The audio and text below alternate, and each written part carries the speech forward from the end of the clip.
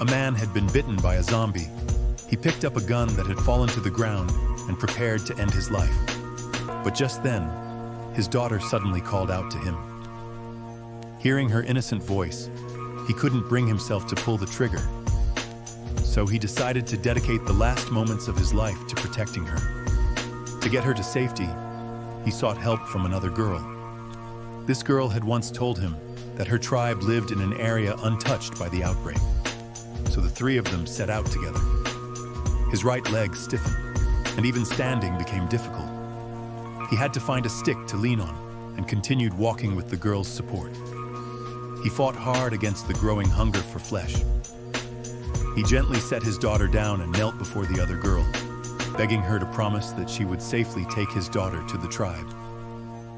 Then he gave his daughter one last kiss. By that point, the infection had nearly taken over his entire body. He rushed toward a pile of rotten meat, ready to eat it. But then he saw the stick in the girl's hand. He tied the meat to the end of the stick, stuffed glass shards in his mouth, and bound his hands tightly. Using the meat as bait, he began moving forward in his zombified state. The villagers were shocked. Normally, the tribe accepted no outsiders, but this time they made an exception for the girl. With a sharp knife in his hand, he approached to end the man's pain. But the girl stopped him. She realized there was still an unfulfilled promise between them. She took out a perfume that had belonged to the man's wife and sprayed it into the air.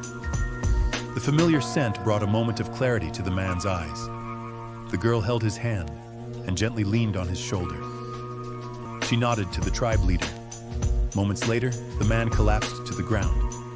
Later, the villagers found a message written on the girl's stomach.